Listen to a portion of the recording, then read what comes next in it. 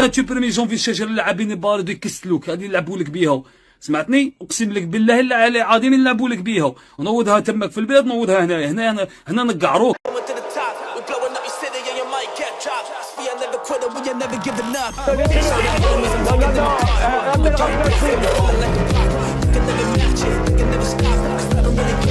Vous fumez, monsieur? Le football il a changé. Oui. Peut-être.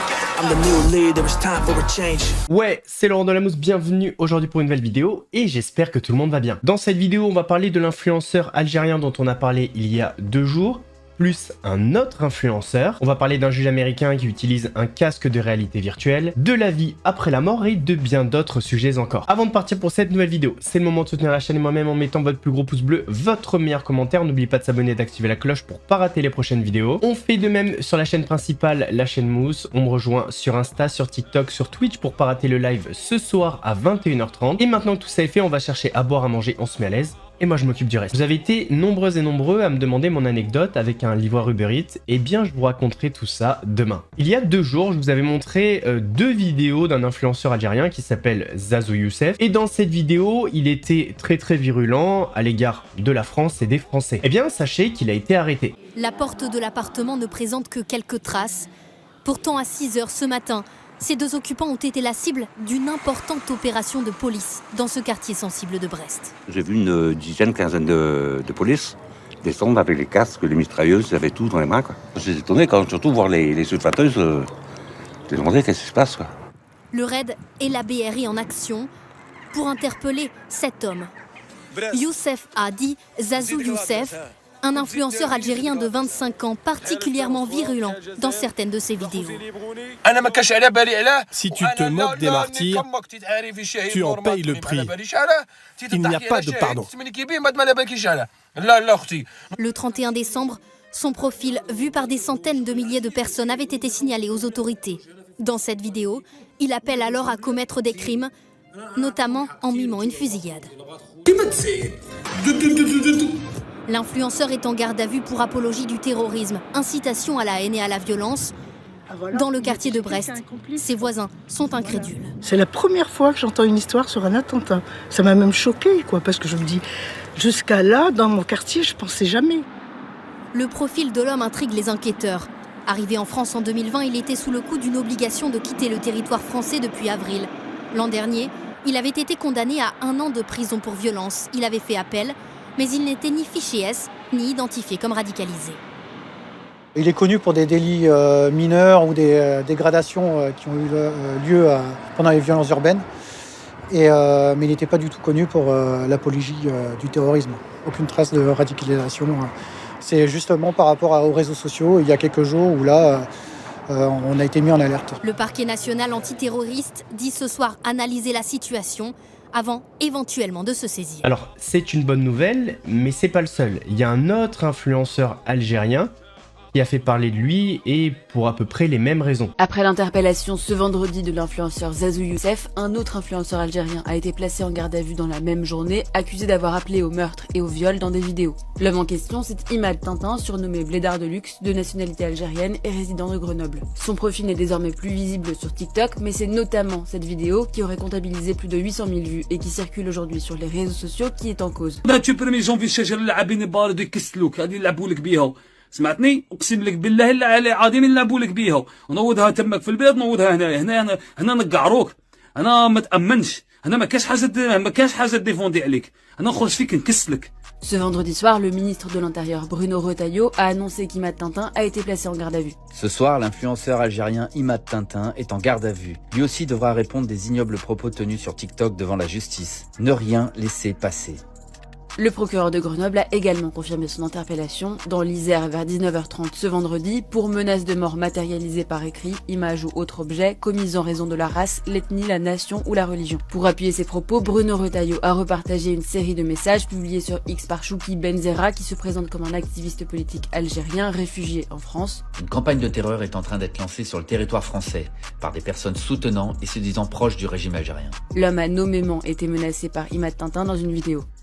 عليون هذيك داير هكا تشكم انت ما عندك حتى حاجه تبغيها في الجزائر اللي ربي تبغي تتحدى استغفر الله يا ربي. Alors lui pareil, il s'est fait attraper et très rapidement il a publié des excuses sur ses réseaux sociaux. Manifestation pour 1er janvier, il dit et moi j'étais contre ces gens-là qui vont sortir. J'ai répondu, j'ai dit vous sortez pour moi, c'était pour sortir, pour casser ici et tout. C'est pour ça que je suis sorti à une vidéo, j'ai dit arrêtez, vous ne rendez pas notre pays comme une Syrie et vous cassez pas ici parce que moi je fais un contenu sur les sans-papiers qui s'intègrent en France et j'ai jamais fait une connerie comme ça et je suis jamais fait une connerie de violence bien de moi j'ai rien à faire, moi je suis marié avec une française, j'ai des enfants français, j'ai une petite fille française, je me suis intégré dans l'état français.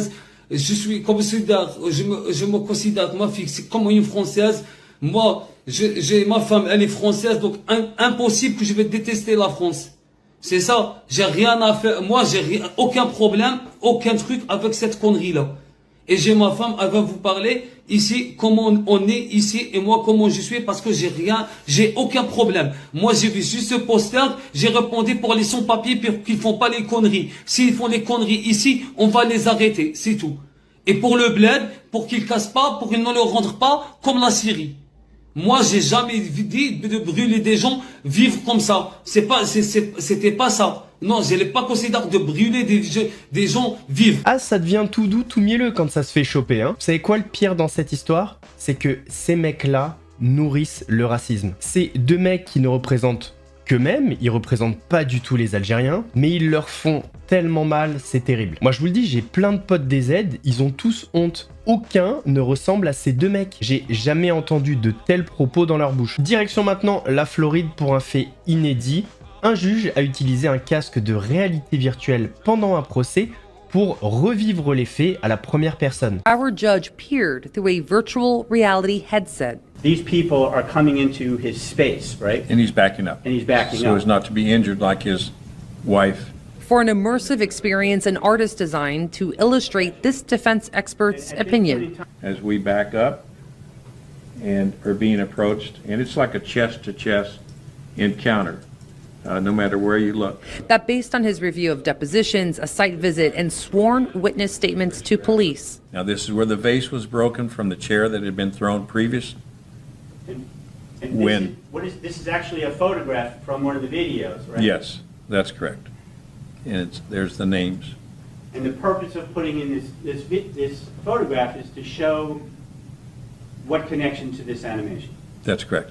Miguel Abisu, the Southwest Ranch's wedding venue owner, facing 9 counts of aggravated assault with a deadly weapon for waving a gun at guests last year. This is when he pulls the gun out, when he's backed up against the bar. Did so in self-defense, he testified. Standing right in his personal space, he still has not brought out his gun. That is correct. Placing the judge in the defendant's shoes. Physical size difference, the age difference, and then he's grabbed. Viewing the incident through Albisu's point of view. Saying, get out, get out, get out. As his defense attorney works to convince the judge to give his client immunity under Florida's Stand Your Ground law. I believe is the first time in the state of Florida, in a criminal or civil case, that virtual reality was admitted in evidence. And it may be the first time in the United States that virtual reality was admitted into a criminal hearing. Le jeu film diffusé dans le casque de réalité virtuelle est le résultat de témoignages, de l'enquête des policiers, etc. Mais c'est vrai que pour plein de personnes qui ont du mal à imaginer, à visualiser quand c'est écrit, je trouve ça super de faire vivre les écrits et de pouvoir comprendre exactement ce qu'il s'est passé et de pouvoir le visualiser, le matérialiser. Et vous, quel est votre avis sur l'utilisation du casque de réalité virtuelle comme preuve dans une affaire judiciaire? Y a-t-il de la vie après la mort? Ou alors, est-ce qu'on peut revenir à la vie? Ça, c'est une question qu'on s'est tous posée et en général, on a plus ou moins la même réponse. Eh bien, sachez que l'entrepreneur Anthony Bourbon va peut-être vous étonner. C'est que tu prends une assurance, moi je l'ai fait, tu payes 10 000 euros à vie ou 50 euros par mois en fonction du plan que tu préfères. Et si tu meurs, dans les 2 heures, ils viennent te chercher, ils te congèlent, ils t'envoient en jet en Suisse et ils te laissent congeler jusqu'à la possibilité technologique de te réveiller. Et c'est sûr et certain que la technologie nous permettra de nous réveiller, une sorte de micro-ondes. Ou de nous prendre notre cerveau peut-être. Ou de nous mettre le cerveau et de le mettre dans le cloud, parce que l'immortalité, on dit toujours, c'est l'immortalité physique. Non, l'immortalité physique, c'est quasiment impossible, parce que le corps va se désagréger, va s'abîmer. Et après, il y a la renaissance, quasiment, et la renaissance pourrait être dans le cloud. C'est-à-dire qu'on pourrait uploader ton cerveau, c'est juste des impulsions électriques, dans un cloud, et puis après, tu finirais dans un robot que fait Elon Musk, et en ayant l'impression d'être toi. Moi, ça me dérange pas du tout, je rêve. C'est vrai, t'as payé ? Bah, j'ai payé, bien sûr. Ben, ça coûte 10 000 balles. En fait, il faut raisonner de manière pragmatique. 10 000 euros dans ta vie, c'est quoi? Tout le monde est capable de payer 50 euros par mois. 10 000 euros, c'est quand tu payes upfront et que tu as la flemme de payer tous les mois. Mais sinon, c'est 50 balles par mois. Si jamais la technologie te permet, tu vas être immortel. Et en plus, ils placent ton argent, ils s'occupent de toi, ils te font une assurance vie, ce qui fait que ton argent tourne. Imagine l'oseille que tu as. Pendant 300 ans, tu as dormi, tu as les intérêts qui ont tourné sur ton capital. En plus, tu te réveilles, tu es blindé. C'est incroyable, tu vois. Il y a un truc qui te dérange pas pour plus tard, c'est-à-dire que tu n'auras pas de tombe. L'IA te permet tellement de faire des trucs de fou que bientôt, quand tu seras mort, tu auras un portrait ou un ordinateur qui te permet de parler avec le mort. C'est-à-dire que en fait, tu vas uploader le savoir de la personne. Typiquement, moi, il suffit que tu vois tous les YouTube que j'ai fait ou sur mes réseaux et compagnie. Une intelligence artificielle peut me faire un clone mental, ça s'appelle les clones, et répondre à ma place comme je répondrais avec la même intonation, la même voix. Donc si tu veux te recueillir, tu peux même aller plus loin en parlant avec la personne morte. Donc je sais que là, ça va faire réagir, on va dire. ça va jaser, mais c'est l'avenir. D'ailleurs, au Japon, quand tu vas au cimetière, tu as des QR codes sur les tombes, tu QR codes, et soit tu vois les meilleurs moments de la vie de la personne en vidéo et compagnie, soit tu peux parler avec un personnage en réalité augmentée qui est la tronche du mort. Alors, c'est peut-être mon côté vieux jeu qui va parler, parce que ça a l'air sympa comme ça, mais je préfère laisser faire la nature. Je me dis que si le monde et nous, on a été fait comme ça, c'est qu'il y a une raison, et je pense qu'il faut pas trop forcer avec la technologie. Enfin, dans certains domaines. Mais pareil, n'hésitez pas à me donner votre avis en commentaire. Direction Orly, où un chauffeur VTC a fait un refus d'obtempérer. Il a refusé de se soumettre au contrôle de police, alors qu'à certains moments, il était braqué. Il a manqué de percuter un agent et a réussi à prendre la fuite.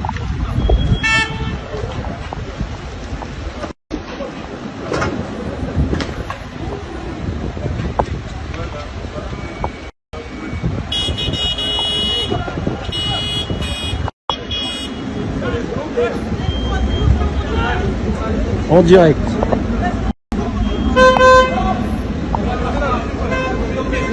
Oh, c'est cher, ils vont pas s'arrêter le mec. Et eux, ils osent pas tirer. Ils sortent les flingues, ils veulent pas. Oh, un truc de ouf. Il a tapé dans 3-4 voitures là déjà.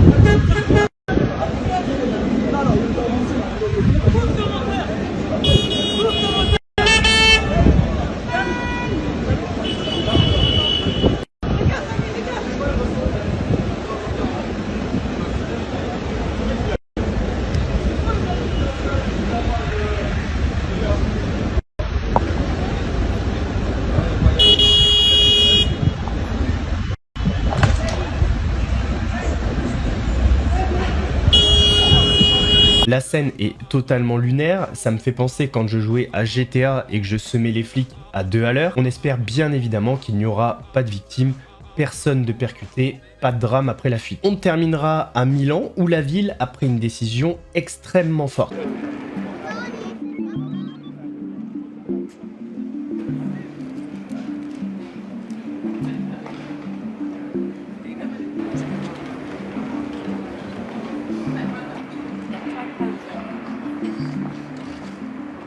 Mi trovo assolutamente d'accordo in quanto sono una persona sportiva e non fumatrice, spero che anche i fumatori riescano a capire l'esigenza anche di chi non fuma e comunque ha voglia di respirare aria più pulita.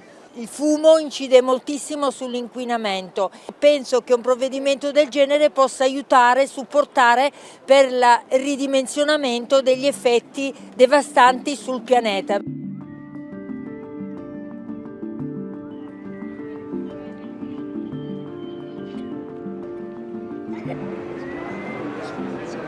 Siamo questi l'esempio. Sì, va bene non fumare nell'ambiente chiuso, va bene non fumare vicino a una persona anziana o bambini, ma proprio evitarlo all'aperto per me limita un po' la libertà di una persona.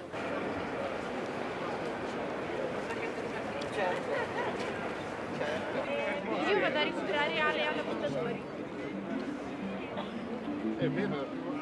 Et vous, que pensez-vous de cette mesure? Est-ce que si la même mesure était appliquée en France, ça vous dérangerait? Alors, moi, je vous avoue que je suis pas fumeur et ça me dérange quand je passe à côté de personnes qui fument, donc ça me dérangerait absolument pas. Mais je vous invite à me donner votre avis en commentaire. On arrive, messieurs, dames, à la fin de cette vidéo. J'espère qu'elle vous a plu. Si c'est le cas, votre plus gros pouce bleu, votre meilleur commentaire. On n'oublie pas de s'abonner et d'activer la cloche pour pas rater les prochaines vidéos. On fait de même sur la chaîne Mousse. On me rejoint sur Insta, sur TikTok, sur Twitch pour pas rater le live ce soir à 21h30. Nous, on se donne rendez-vous demain pour une nouvelle vidéo. En attendant, prenez soin de vous. Laurent de la Mousse vous salue.